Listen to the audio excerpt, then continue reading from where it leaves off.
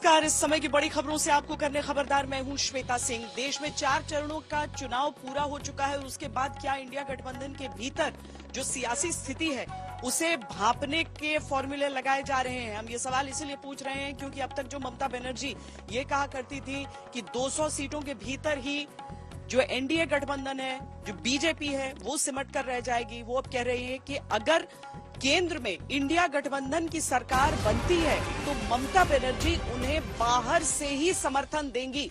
ममता बनर्जी का बड़ा बयान ये कि अगर इंडिया गठबंधन की सरकार देश में बनती है तो ममता बनर्जी की पार्टी बाहर से समर्थन देगी।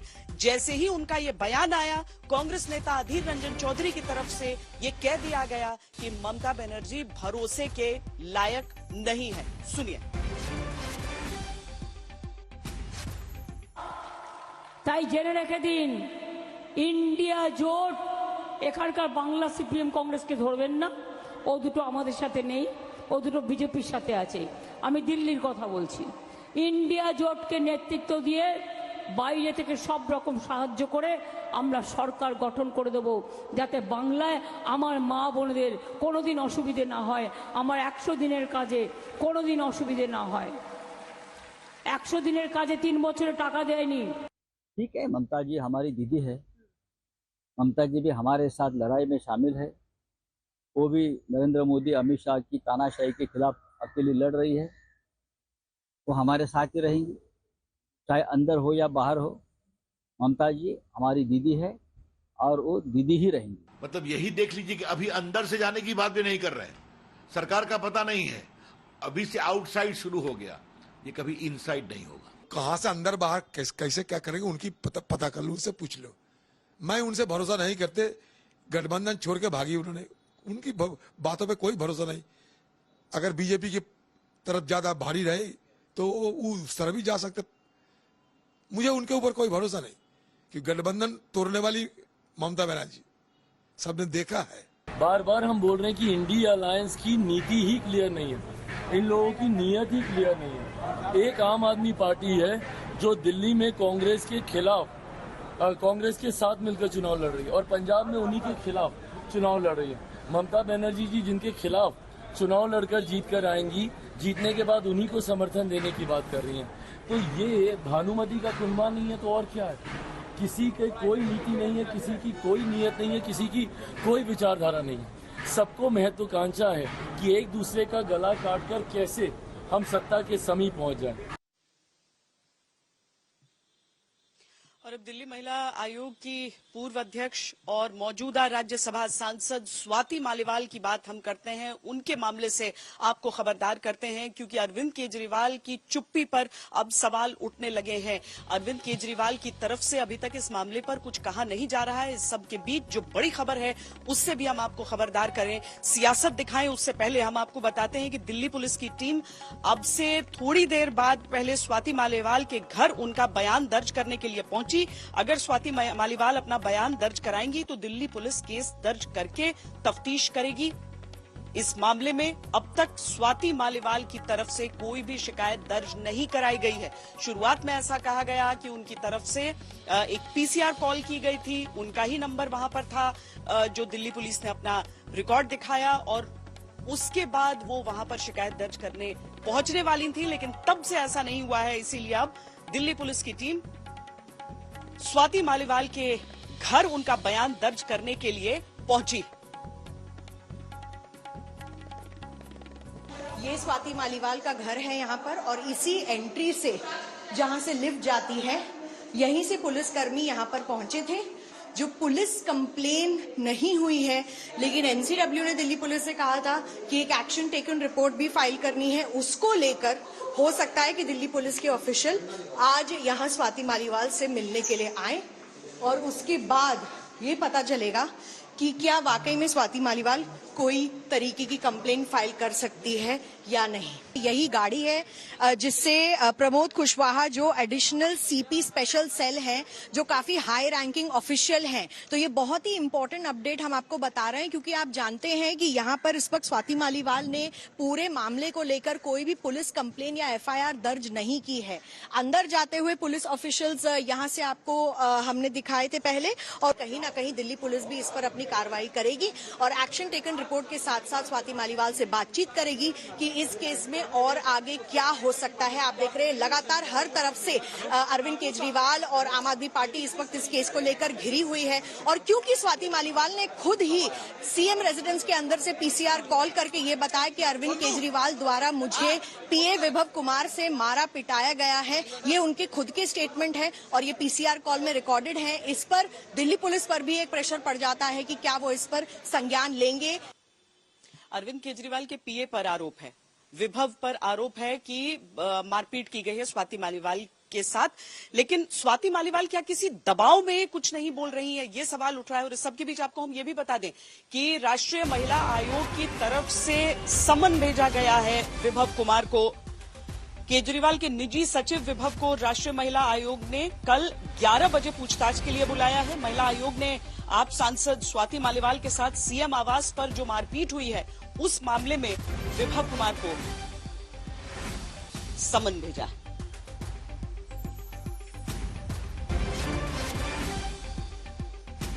और इस सब के बीच स्वाति मालीवाल के साथ जो बदसलूकी हुई है उस पर जो सियासत है वो दिल्ली से लेकर लखनऊ तक खबरदार है।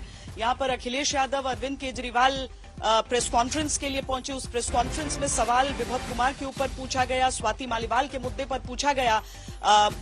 अरविंद केजरीवाल खामोश रहे और अखिलेश यादव ने भी कन्नी काट ली। अरविंद जी, स्वाति मालीवाल के मामले में अभी तक आप कुछ बोले नहीं है, आपके ओर से आपके साथ में स्वाति मालीवाल अरे उससे ज्यादा जरूरी और चीजें भी हैं। स्वाति मालीवाल के मामले में अरविंद जी क्या कहें? भाजपा किसी के सगे अरविंद जी, आज आपके साथ भी वो आए, आज आपके साथ में भी आए, भाजपा झूठे मुकदमे लगाने वाला गैंग आप है। क्या बोलेंगे? दिल्ली के सीएम आवास से उठा तूफान लखनऊ तक पहुंच गया। लखनऊ में केजरीवाल के साथ उनके सहयोगी विभव कुमार दिखे तो सियासी तापमान चढ़ गया। बीजेपी ने हमलों की बौछार कर दी। सवाल की जद में केजरीवाल भी आए, विभव कुमार भी आए। बीजेपी ने सवाल किया कि कहां तो सजा की बात कर रहे थे, कहां विभव को देश भर में घुमा रहे हैं। आज अरविंद केजरीवाल को कोई मलाल, कोई पछतावा नहीं था कि एक महिला सांसद जो उनकी पार्टी की है, उनके साथ मारपीट होती है, दुर्व्यवहार होता है। कार्रवाई तो दूर की बात है, वो तो पश्चाताप भी नहीं कर रहे, कार्रवाई तो क्या करेंगे। और एक तस्वीर सामने आई, ये आपसे साझा करें।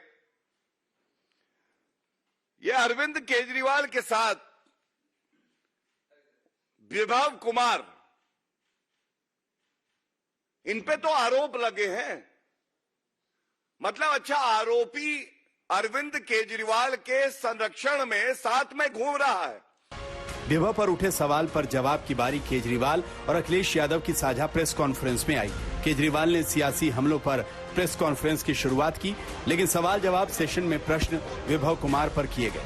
केजरीवाल ने सवाल पर चुप्पी साधी, लेकिन आप सांसद संजय सिंह ने जरूर जवाब दिए। अरविंद जी, स्वाति मालीवाल के मामले में अभी तक आप कुछ बोले नहीं है, आपके ओर से आपके साथ में स्वाति मालीवाल के मामले। आम आदमी पार्टी हमारा परिवार है। पार्टी ने अपना रुख साफ कर दिया है। स्वाति मालीवाल के मामले में जवाब देना, जब वो पहलवान बेटियों के लिए जंतर मंतर पे न्याय मांगने गई थी स्वाति मालीवाल जी, उस समय घसीट के मरवाया पुलिस वालों से। तो इसलिए इस पे राजनीतिक खेल ना खेलें, मैं सिर्फ इतना कहना चाहता हूं। धन्यवाद। मालीवाल के मसले पर अखिलेश यादव से भी सवाल किया गया, लेकिन सवालों के बाउंसर पर वो डक कर गए। अरे उससे ज्यादा जरूरी और चीजें भी हैं, कागज हम निकाल लिए। भाजपा किसी के सगे नहीं है और भाजपा झूठे मुकदमे लगाने वाला गैंग है। लखनऊ में प्रेस कॉन्फ्रेंस हॉल के बाहर सवाल जवाब का सेशन चला। सवाल सीधे विभव कुमार से हुआ। उनसे बार बार सवाल किया गया, लेकिन कार का शीशा चढ़ाए विभव ने जुबान नहीं खोली। एक मिनट बात करेंगे प्लीज आप। विभव जी से बात करनी सर, एक बार बात करेंगे सर। विभव जी सर, बात तो आप जवाब तो दे दीजिए सवाल का। विभव कुमार जी सर, शीशा नीचे करिए 1 मिनट सर खाली। विभव जी कुछ बोलेंगे आप? स्वाति पालीवाल ने जो आरोप लगाए हैं आप पर सर, जो आम आदमी पार्टी के नेता हैं संजय सिंह, उन्होंने भी जो है जिस तरह से कहा, कुछ कहेंगे सर आप? चुनावी हलचल है, दिल्ली में चुनाव बाकी, ऐसे में मालीवाल और विभव का मसला बड़ा। अध्यक्ष तक इस मुद्दे पर खामोश रह गए थे, चुप रह गए थे, कुछ नहीं कहा था। लेकिन प्रियंका वाड्रा से भी हमने ये सवाल पूछा। उन्होंने कहा कि वो मानती हैं कि उचित कार्रवाई इस मामले में की जानी चाहिए।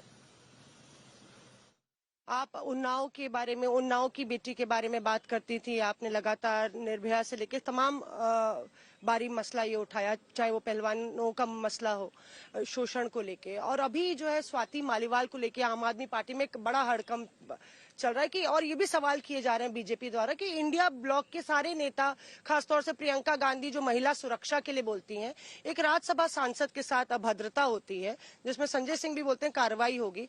आज भी जो जिन पर आरोप लगा है वो समाजवादी पार्टी के दफ्तर में मौजूद थे अरविंद केजरीवाल के साथ। तो आपको लगता है कि साझा, सॉरी क्योंकि मैं यहाँ रही हूँ तो मैंने ज्यादा देखा नहीं है, अभी तो कोई कार्रवाई नहीं हुई है। लगातार उन्होंने दिल्ली पुलिस में भी कॉल की थी और वो राज्यसभा की सांसद है, सीएम आवास में ये होता है। तो बतौर इंडिया ब्लॉक के पार्टनर के तौर पे आपको लगता सबसे पहले किसी भी महिला के साथ अगर अभद्र व्यवहार हो, कोई भी अत्याचार हो, तो मैं उस महिला के पक्ष में ही खड़ी हूँ और बोलूंगी। और मैंने ये, चाहे हमारे प्रदेशों में हुआ है, चाहे हमारे आसपास कुछ हुआ होगा या कहीं और, तो मैंने हमेशा यही स्टैंड लिया है सबसे पहले। लेकिन भाजपा के नेता कैसे बोल सकते हैं?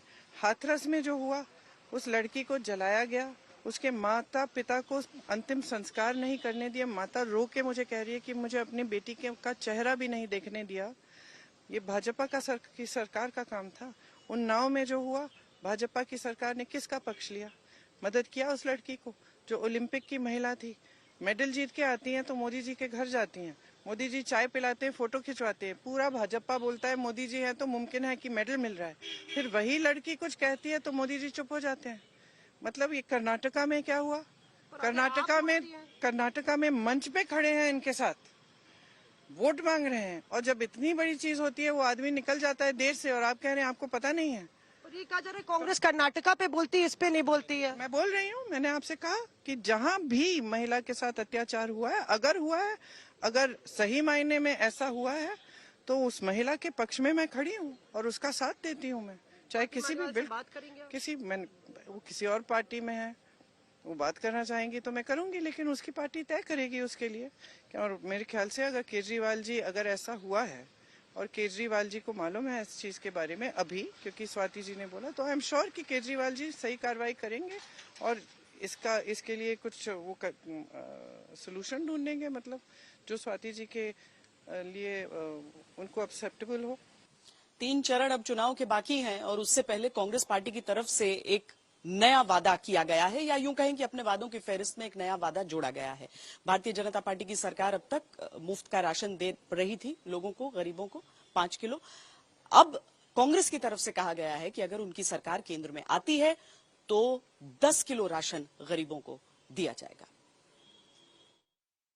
मैं मेरी गरीब माताओं बहनों को कहता हूं कि मां, नमक आपने नहीं खाया है, नमक तो आपका मैंने खाया है। और इसलिए मां, मैं,